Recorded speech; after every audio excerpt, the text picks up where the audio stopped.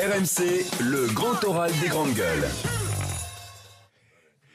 Donc, Jean Lassalle, bonjour. bonjour Jean. Bonjour. Vous êtes en train de noter le prénom de chaque intervenant. Non, c'est-à-dire. C'est Caroline, Sylvain, c'est Voilà. Johnny. Et Pas pour Johnny. le cabinet noir, hein, c'est Alors, bien l'argent, mais soyez sympa. Non, non, Qui non. nous aurait dit, quand on a Oui. été les premiers à faire venir Jean Lassalle dans le Ouais. conseil des GG, Ouais. Il y a en quelques tant années. que député du Béarn, il y a quelques années, qu'un jour vous serez candidat à l'élection présidentielle. Et elle m'a fait venir autant. Mais oui. Et vous avez quand même contribué un petit peu à ma promotion. C'est peut-être grâce à vous d'ailleurs que j'en suis là. Hein.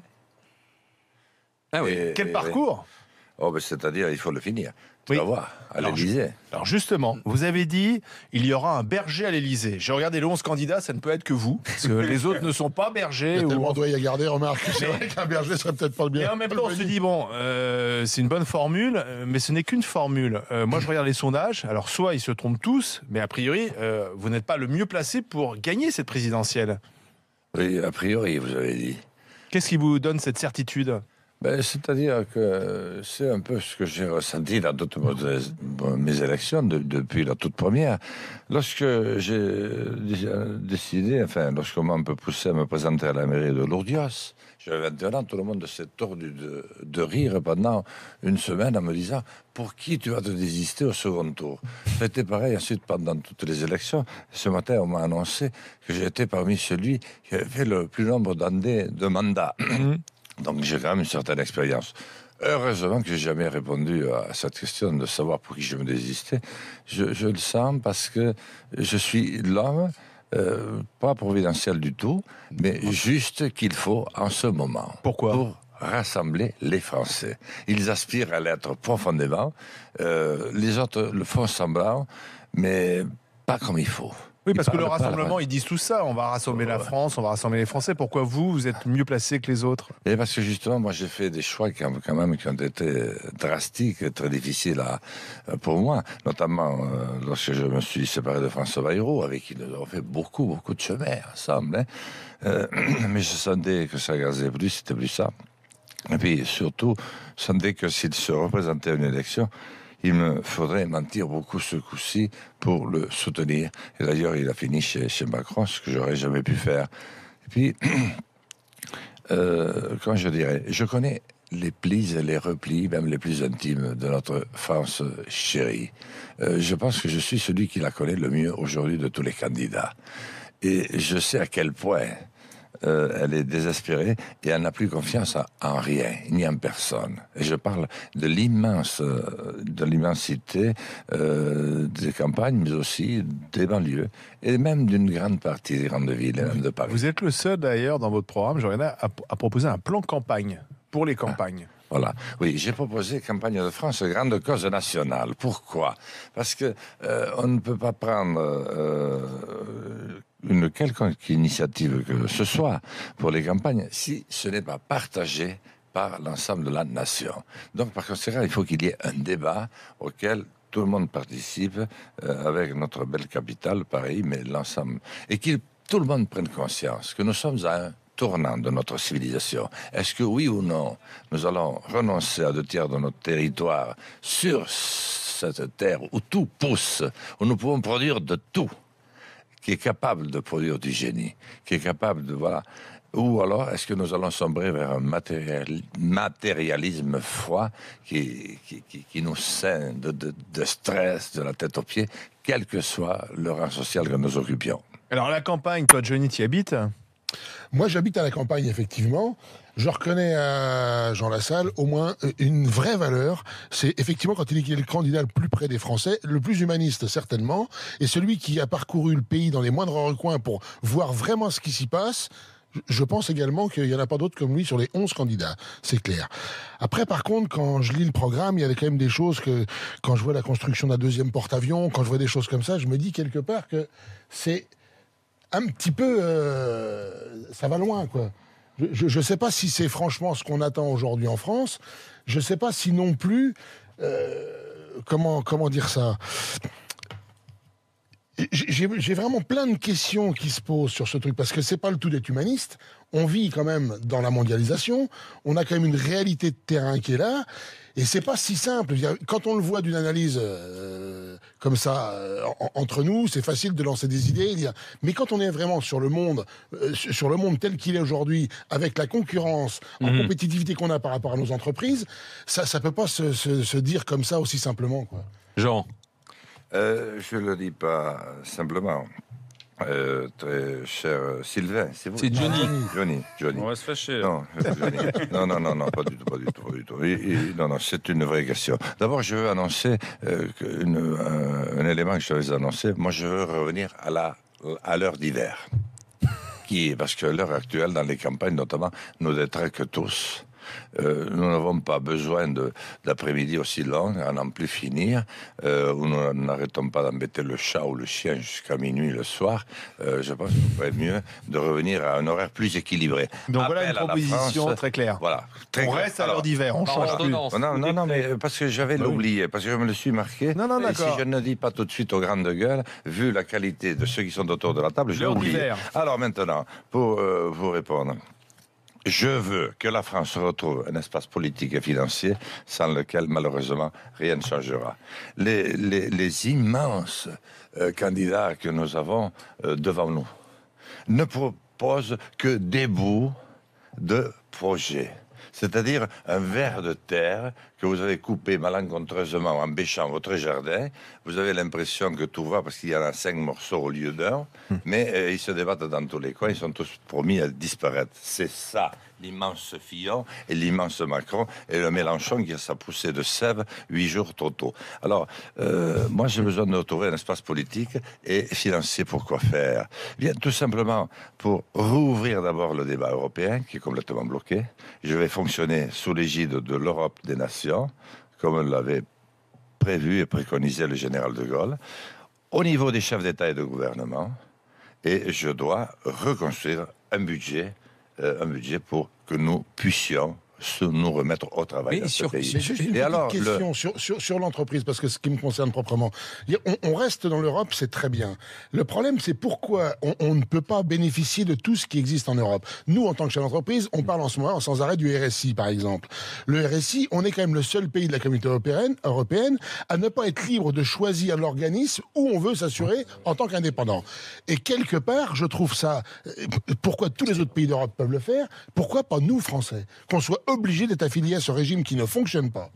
Mais vous apportez d'une certaine manière de l'eau à mon moulin, c'est parce que en construisant, et je ne veux pas de Frexit, parce que nos fils termineront, si nous avons sauvé la paix, ce que nous avons commencé. J'ai besoin de remettre un petit peu d'ordre. Bien, en étant de nouveaux responsables devant les électeurs, eh bien, on va bien être obligé de trouver une solution devant le RSI. Si vous attendez que les autres le fassent, pas du tout. Il ne peut pas marcher le RSI. Il n'a pas l'antériorité de la MSA, il n'a pas l'antériorité des autres régimes, ça ne veut pas fonctionner. Dans les autres pays, ils le font fonctionner, mais artificiellement. Ça ne fonctionne pas non plus. Donc moi, j'ai besoin que la France retrouve sa véritable, son statut, et que la France, qui est aussi la fille aînée de l'Europe, puisqu'elle est de l'Église, et même de la mer, puisse dire, stop, maintenant, nous sommes en train de filer du mauvais coton, parce qu'après mon tour de France, j'ai fait un tour d'Europe, j'ai vu 15 pays, sont aussi paumés que nous, aussi perdus que nous. Retrouvons-nous et relançons-nous. Et si la France va mieux, eh bien, c'est nos frangins européens qui vont aller mieux. Et la France va de nouveau parler au monde. Aujourd'hui, elle ne parle à personne parce qu'elle ne se parle même pas à elle-même. Elle n'est pas comme nous deux qui nous parlons aujourd'hui côte à côte, d'une manière profonde, mais sympathique, chaleureuse, avenante. Non, je ne dis plus rien. Jean, vous... Je me permets de... Oui, c'est un lapsus, je me suis permis de vous appeler par votre prénom, ce que je n'ai jamais fait il y a une heure avec monsieur Asselineau. Vous êtes profondément humaniste, sympathique. L'êtes-vous tant que ça? Parce que derrière cette jovialité, ce sourire, cette bonne humeur, qui est même un vent d'air frais sur les plateaux, vous votez quand même Nicolas Sarkozy en 2012, vous votez contre le mariage pour tous, vous allez vous accoquiner dans un voyage auprès de Bachar el-Assad dont on n'a toujours pas compris l'objet, et vous êtes pour le rétablissement du service national. Est-ce qu'il n'y a pas deux Jean Lassalle, le Jean Lassalle sympathique, voilà, bonhomme, et puis finalement quelqu'un qui, au moment de prendre des décisions, est quand même un berger dont la houlette peut être rigide? Cher Sylvain, un président de la République française doit être un homme qui doit prendre en compte toute la complexité de ce peuple à nul autre pareil. Parce que, vous le savez, en tant qu'enseignant, et vous avez joué un très grand rôle, tout au moins vos aînés, les hussards noirs de la République, les hussards noirs de la République, pour faire un petit peu ce que nous sommes devenus. Nous sommes des républicains. Et nous sommes aussi un peuple complexe, difficile à cerner, aux multiples sonnettes. Parce que vous pensez que je ne veux pas le bousculer, puisque justement vous aviez l'air de dire que j'avais l'air de trop vouloir le bousculer. Sarkozy, c'est conservateur, le vote contre le mariage pour tous, c'est conservateur, le service national. Vous faites là un témoignage à la Prévert, mais enfin c'est bien, c'est de bonne guerre. Bon, le Sarkozy, nous avions dit que nous ne prendrions pas position. Nous l'avons juré. C'est ça le divorce avec François Bayrou? C'est une partie, c'est le début. Bon, 48 heures avant, il annonce qu'on vote Hollande. Je lui dis, François, ne faisons pas ça. On a dit le contraire. De quoi j'ai l'air, moi? De quoi nous avons l'air, tous ceux qui t'avons suivi? Eh bien, j'ai voté Sarkozy. Et je n'avais aucun intérêt à le faire, parce que vous avez peut-être vu des images, les relations que nous avions, et il m'a soumis le plus beau, comment je devrais dire, contrôle fiscal, le seul d'ailleurs que j'ai jamais eu de ma vie, suite à ces faits-là.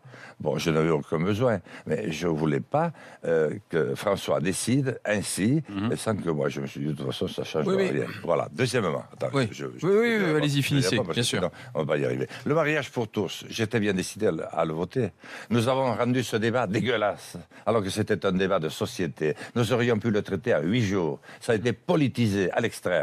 Par Hollande, justement, et par Valls et consorts, parce qu'ils voulaient faire, laisser leur nom dans l'histoire, comme les grands l'ont laissé. François Mitterrand, par exemple, avait la peine de mort, qui n'a pas eu besoin de tout ce fatras, ou de Valéry Giscard d'Estaing et Simone Veil, avec l'IVG. Eux, ils ont voulu en rajouter. Et finalement, ce qui m'a fait peur à la fin, c'est quand j'ai vu arriver la marchandisation du corps de la femme. C'est ça qui m'a fait peur. Et au dernier moment, je me suis expliqué, ce qui ne m'a pas empêché 15 jours après, d'ailleurs, de célébrer le seul mariage entre deux femmes qui a eu lieu, je pense, dans toute la contrée. Et ça s'est très bien passé. Donc vous êtes pour actuellement, pour le mariage pour tous? Oui. Sur un plan idéologique. J'étais pour. C'est ça qui, au dernier moment, je me suis dit, mais où je vais? J'ai posé la question à Mme Taubira, qui à ce moment-là, comment je dirais, légiférer, sortir une ordonnance pour rendre réglementaire 500 personnes. Alors, on aurait pu attendre 8 jours de plus. Pas à ce moment-là. Ça a donné un signal qui venait tout contredire. Voilà la raison pour laquelle je n'allais pas voter. Alors ensuite, pour le reste, oui, je veux nous redonner les moyens de nous défendre dans un monde aussi dangereux que celui que nous avons. Il faut passer par le service militaire. Mais le service militaire, comment voulez-vous reconstruire la nation, une société, oui, la nation, le plaisir de vivre ensemble, nous ne nous connaissons pas. C'est terrifiant au pays des droits de l'homme de voir des jeunes qui ne se connaissent pas, ils ne savent même pas qu'ils existent, et ils seraient prêts à s'entretuer. À Lourdes-Zichère ou dans d'autres villages, bon, Lourdes-Zichère, heureusement, nous ne sommes pas racistes. Pour l'instant, nous n'avons pas ça, et j'en suis très heureux. Mais vous avez des villages, ils n'ont pas une chance de voir un Nord-Africain de leur vie, et ils le détestent. On ne peut pas rester comme ça, ne serait-ce que pour ça. Il faut recréer un ciment. Et je ne vais pas le faire n'importe comment. Ceux qui vont aller à l'armée seront placés sous l'autorité de l'armée. Ceux qui vont aller au service civil vont découvrir des maisons de retraite où il y a beaucoup à faire, beaucoup à dire aussi. Parce que quand je vois la manière dont nous finissons à 95 ans et demi, il n'y a pas de quoi être... J'ai une question à vous poser là-dessus après. Oui, après, oui, d'accord. Et lorsque je vois que nous ne savons même pas ce que c'est notre pays, nous avons beaucoup à découvrir. Je donnerai la possibilité à tous les garçons et filles de passer leur permis de conduire, tous s'ils le veulent, en m'arrangeant avec les auto-écoles. S'ils veulent aller à l'étranger, ils iront. Et ça se terminera par 2 annuités de retraite, les plus difficiles à obtenir. Et tout ça à 18 ans. Vous ne pensez pas qu'ils garderont un souvenir à tout jamais? Si vous êtes question sur les maisons de retraite et sur les seniors dans un instant de la part de Caroline. Et puis le grand oral de Jean Lassalle continue avec Caroline, avec Sylvain et avec Johnny. L'IGG, les grandes gueules, avec dans le grand oral l'IGG, Jean Lassalle, candidat à l'élection présidentielle, le maire de Lourdios-Icher, le Béarnais Jean Lassalle. Alors, Caroline, tu avais une question sur les seniors notamment. Oui, j'ai une question sur la dépendance et le handicap, parce que forcément la deuxième catégorie me concerne, puisque je suis handicapée visuelle malgré les apparences. Donc comme vous êtes quelqu'un de très humain, d'authentique, ça j'en doute pas une seule seconde, qu'est-ce que vous comptez faire pour ces points au niveau de l'intégration, du personnel? Est-ce que ça va être un sujet et un thème important de votre campagne si vous devenez, enfin, quand vous serez président, puisque vous en êtes convaincu? D'abord, merci pour la manière dont vous me posez votre question, à la fois très sérieuse, solennelle et émouvante, je dois dire. J'ai dans mon équipe, il est d'ailleurs là, l'ancien capitaine, enfin le capitaine de l'équipe de France de football handicapé. Vous savez, le football handicapé, c'est un certain niveau. Il m'a rejoint et je l'ai chargé justement, comme c'est une vraie tranche et le mental qu'il a, de m'aider à préparer. Nous sommes très en retard sur ce travail, sur la recherche, par rapport, par exemple, à nos amis belges, qui sont pourtant pas très loin de nous, et qui ont beaucoup avancé. Alors nous avions avancé pendant une trentaine d'années, lorsqu'on a, je ne parle pas de votre cas, à vous. Bien sûr, mais globalement. Des handicapés très lourds, qu'on cachait dans les maisons. Moi, je l'ai vécu à mes débuts. Et même à mes débuts de maire, il n'y avait que le curé et le maire qui allaient les voir. Et puis ensuite, on a fait du travail. Moi, j'ai eu beaucoup de chance. J'ai réussi à faire venir 3 centres d'handicapés dans ma vallée. Et au départ, j'ai vraiment failli me faire lyncher. Et puis, finalement, ça s'est très bien passé parce que les handicapés, eh bien, ils vivent leur vie et ils la vivent beaucoup plus, c'est mieux s'ils sont aimés. Et là, leurs parents sont arrivés dans un cadre sécurisé et du coup, c'était la plupart des Parisiens qui se sont installés chez nous. Et ils ont créé, avec une maison de retraite que j'ai constituée, 600 emplois. 70 emplois féminins, ce qui a permis au mariage de démarrer. Mais ça, c'est pour l'anecdote. Et là, nous avions fait un effort. Depuis 20 ans, nous avons tout laissé tomber. Pourquoi? Parce que cette dette et tout ce manque de fric nous oblige à racketter tout le monde. Donc, moi, ce que je vais faire, à partir des propositions concrètes qui vont être faites, c'est, bien sûr, prendre une politique, mais c'est d'abord reconnaître, sortir de l'espèce d'indifférence dans laquelle nous sommes. Ça, c'est déjà un élément qui compte beaucoup. Et puis, former, reprendre la formation à haute densité, si je puis dire. Donc vous êtes pour une réelle intégration, pardon, plutôt que l'augmentation de l'âge, qui est l'aide aux handicapés. Mais ça, c'est la première. Si vous n'avez pas un euro en poche, qui que vous soyez, vous n'existez pas. Et puis, bien sûr, ensuite, il faut pouvoir accompagner, mais accompagner dans l'esprit. C'est-à-dire que, comme chaque citoyen, un handicapé est un être unique et à part entière. Voilà. Jean, vous êtes un centriste. Votre parcours politique est au centre droit. Je veux dire, vous l'avez partagé ce parcours avec François Bayrou.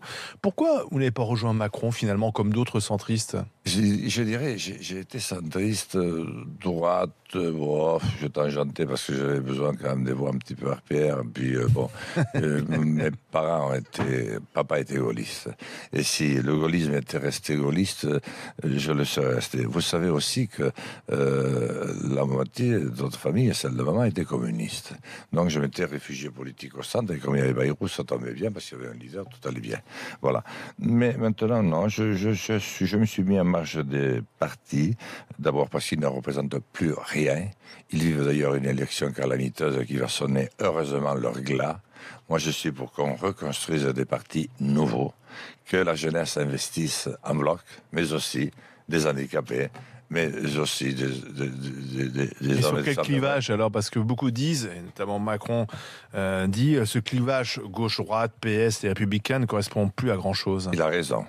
Sur ce plan-là, je le rejoins. Pourquoi? Parce que nous avons tous fait les mêmes choix. Nous avions un modèle unique, qui restera certainement dans les livres d'histoire comme un des plus accomplis. Peut-être même au-delà d'Athènes, parce qu'Athènes, d'abord, ça n'a pas duré longtemps, mais il y avait quand même des esclaves et les femmes ne votaient pas. Tandis que nous avons vécu 30 ans où nous avons vu quand même Helmut Schmidt cohabiter avec Madame Thatcher. Nous avons vécu des élections exceptionnel. 2 fois Valéry Giscard d'Estaing contre François Mitterrand. Là, c'était un vrai débat de société. Et là, il n'y avait pas 50% de gens qui allaient voter. Ça se votait à 90%, cette affaire. Parce qu'il y avait un vrai choix. En votant d'un côté, on avait le sentiment qu'il y avait du social, qu'il y avait du partage, qu'il y avait du progrès humain. Et de l'autre côté, vous aviez le sentiment qu'il y avait plus de liberté d'entreprendre, plus de sécurité. Nous avons tous fait le même choix. Le choix de la concurrence féroce à tous les niveaux, qui dévaste tout, et en particulier les plus pauvres, au coût le plus bas, qui ne tient plus aucun respect de l'homme. Et puis nous avons encouragé la mauvaise catégorie, ou le mauvais visage que nous avons tous, c'est-à-dire celui du profit, celui qui a toujours plus, et qui veut plus, et qui se fout pas mal du reste. Et nous lui avons dit à celui-là, allez, vas-y, spécule, rentre dans tous nos comptes, rentre dans tous nos 440, dans nos plus grandes entreprises. Et c'est ce qu'il a fait. Eh bien, ça nous a coûté 750 000 entreprises, et là aussi, j'étais le seul à m'élever d'une manière très brutale, ce qui m'a permis aussi de me tester pour savoir si j'avais la capacité. C'est ce nouveau modèle qu'il faut construire, alors? Ce modèle est à bout de souffle. Le nouveau modèle, c'est d'abord, je l'ai dit, de retrouver notre espace. Il faut qu'un grand pays prenne l'initiative. Il faut retrouver un contexte de paix. À l'étranger, je n'ai pas répondu tout à l'heure sur la Syrie, excusez-moi. J'étais en Syrie parce que j'avais vraiment besoin de voir par moi-même ce qui se passait. Moi, j'ai déclenché un véritable cyclone, mais c'est bien. Un peuple meurt aussi parce qu'il n'a pas... Vous ne le regrettez pas? Après ce qu'on a appris, l'attaque chimique, on accuse le régime de Bachar el-Assad? Non, pas du tout. J'ai d'ailleurs entendu hier soir le ministre, que j'aime beaucoup d'ailleurs, des Affaires étrangères, Jean-Marc Ayrault, dire qu'il avait maintenant la confirmation que c'était une attaque au gaz et au xylon, on l'appelle. Sarin, qui est le pire de tous. Et, franchement, avoir un ministre des Affaires étrangères pour apprendre une chose pareille, c'est pas forcément très, très nécessaire. Non, moi je veux une diplomatie. Je veux la 4e armée qui combatte la cybercriminalité pour aller dénicher le crime là où il pousse son premier mot, où que ce soit, avec ou sans l'accord des chefs d'État. On ne pourra pas s'en sortir. Et je rendrai un énorme service. À partir de ce moment-là, je serai renseigné sur ce qui se passe dans ces pays. Et je ne déserterai pas, comme la France l'a fait comme une chienne sur ce cas-là, notre ambassade et nos consulats. Voilà ce que nous faisons. Nous allons guerroyer sous fond de pétrole, sous l'égide d'une OTAN qui n'aurait plus aucune raison d'exister. Retrouvons-nous et que la France redevienne une maman de paix. Mais voilà ce que la France, une maman de paix. Si vous n'êtes pas à l'Élysée, ce sera votre seule et unique campagne électorale en tant que présidentielle, Jean? Vous représentez dans 5 ans? Non, je vais à l'Élysée, je vais retaper la France pendant 5 ans. Ensuite, je rentre parce que je dois retaper 3 granges avec mon frère à la maison. À Lourdios, oui. Qui tombe en ruine. Et nous y tenons tout sur la ferme familiale. Bon. Elles sont en pente. Et ensuite, j'écris un roman d'amour, très beau, et je me remets à la disposition du très haut. Bon, une fois que vous serez à l'Élysée, avec qui vous faites une majorité? Mais la majorité, c'est assez simple, somme toute. Les législatives, la politique, bon, mais bien sûr, si j'agissais comme Macron, avec la trentaine de crocodiles dans le Marigot, je l'ai dit, bon, ça devient un mot, mais en tout cas qu'il ne soit pas bien imprimé, il ne manque plus que Dominique Fournet et Édouard Balladur, mais sinon on a à peu près tout ce qu'il faut. Et vous imaginez quel bonheur ça va être de gérer avec une majorité républicaine. Vous savez que vous me connaissez. Vous savez qu'entre centristes et républicains, ça n'a jamais été un long fleuve tranquille. Ajoutez-y la gauche caviar, avec une majorité forcément républicaine, parce qu'ils vont être tellement déçus d'avoir perdu la présidentielle. Je vous promets bien la joie. Mais là où ça devient tragique, c'est que combien de temps ça dure?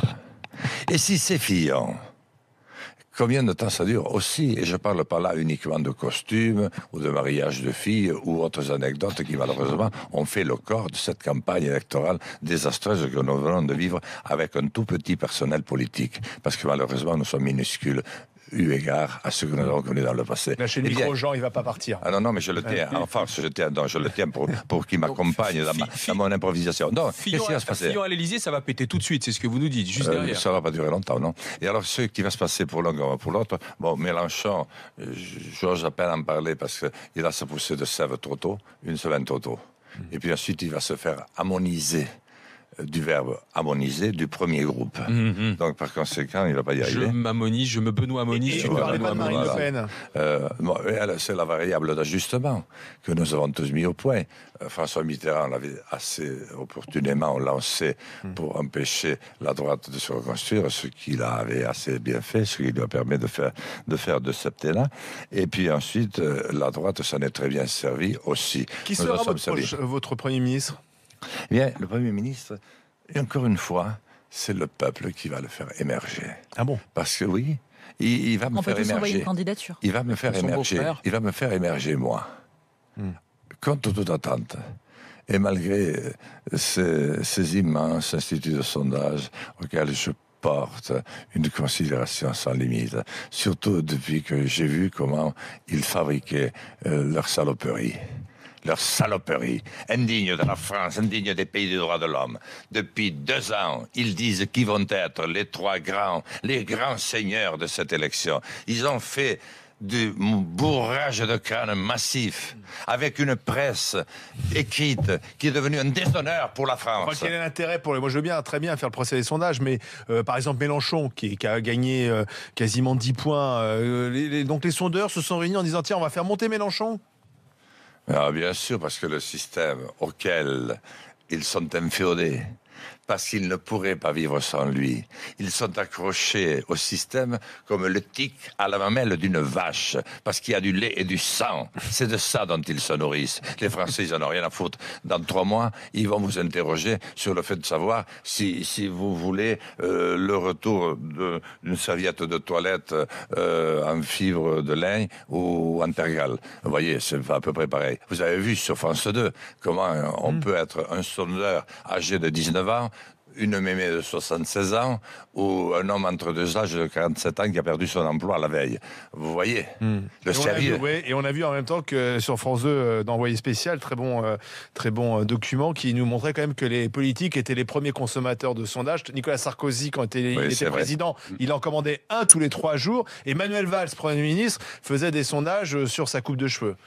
Mais ça, c'est des hommes qui ne sont pas des hommes d'État. Ils doutent de tout, y compris d'eux-mêmes. Moi, ça ne va pas m'arriver d'abord parce que je n'ai pas un radis. Et je peux vous dire que si j'avais un radis, je ne le mettrais certainement pas là-dedans. Donc vous ne ferez pas de sondage. Si vous êtes président de la République, il n'y aura aucun sondage à l'Élysée. Non, il n'y aura pas de sondage. Par contre, il faut que je me dote des moyens, parce que ça, c'est sain. Il faut que je me dote des moyens dont on a besoin lorsqu'on est confronté à une mission très très difficile. Et j'ai besoin, mais ça c'est du domaine de l'administration, de l'État que je veux construire. J'ai besoin des écrans de contrôle qui me disent où nous sommes. J'ai besoin de voir s'il y a des évolutions, mais surtout pas de sondages d'opinion qui abusent et qui sont un déshonneur absolu pour toute démocratie, telle qu'il fonctionne. Dernière question. Ouais, une petite question qui en même temps m'amène à un point qui m'a vraiment surpris. Je pense que là, vous avez débordé tout le monde en termes de nouveautés. Vous mettez dans votre programme, dès l'école primaire, l'apprentissage de 2 langues étrangères, voire une langue étrangère et une langue régionale. Chaque enfant quittera l'école primaire en maîtrisant la lecture, l'écriture du français, en sachant compter et en ayant appris 2 langues étrangères. Oui, j'y crois beaucoup. Je suis très heureux. Parce que, pardon, juste pour finir, on est encore en France, parfois avec les gens les plus archaïques, à débattre pour savoir s'il faut déjà mettre une langue étrangère, ce pourquoi je suis. Et vous en proposez 2, carrément. Oui, mais parce que ça montre bien le vrai visage de la France aujourd'hui, qui est un visage d'une France vieillie, qui a pris beaucoup de retard sur son temps. Moi, j'ai été capable, avec mon coefficient intellectuel qui n'a malheureusement pas été très élevé depuis le début, on s'en était rendu compte très jeune, d'apprendre 3 langues à 7 ans. Et j'avais fait français 3e langue, parce que j'ai appris d'abord le béarnais, langue régionale, à la maison, tout le monde le parlait, puis l'espagnol, parce que nous étions bergers en Espagne à cette époque-là, donc il y avait des petits Espagnols avec qui nous jouions. Et puis papa estimait que le français était une langue beaucoup trop importante pour qu'il entreprît de me l'enseigner lui-même. Il pensait que c'était aux spécialistes de le faire. Il avait un profond respect pour les hussards noirs de la République, lui aussi. Donc j'ai fait français 3e langue, ce qui m'a valu d'ailleurs cet accent dont je n'ai jamais pu me débarrasser. Mais de notre côté, si un esprit si moyen que le mien peut apprendre 3 langues, ça veut dire que tout le monde peut apprendre. Et tout le monde doit apprendre 3 langues. Vous pensez que l'esprit de l'enfant concret, vous avez une ouverture totale? Je veux dire d'abord... Portugais, anglais, russe, D'abord, dans l'école de la République retrouvée, où l'on transmet du savoir, et où on va redonner aussi de la responsabilité aux familles. Je pense que les familles y aspirent, mais elles ont tellement souffert dans cette période hystérisée que malheureusement, avec en plus une espérance de vie qui a augmenté de 20 ans au cours des 30 dernières années, tout a été chamboulé. Eh bien, je pense que ce serait bien d'apprendre... les langues voisines, l'espagnol, qui est une langue exceptionnelle, l'italien, l'allemand. On n'est pas tous obligés d'apprendre l'anglais, parce que je ne supporte plus que la langue de Shakespeare, parce qu'une fois de plus, nous avons trahi, dollarisé à l'extrême, alors qu'elle était si belle, et pris le pas sur la langue de Victor Hugo. Donc apprenons le portugais, l'allemand, mais apprenons une langue régionale. Le flamand aussi. Et même, à une condition, c'est que nous parlions tous en français. Dans l'école de la République française. Apprenons l'arabe. Ça sera très utile. Et ça va détendre énormément la situation. Jean, vous restez avec nous. Il nous reste une petite page à tourner, à ouvrir, celle du Grand Prix de l'Élysée.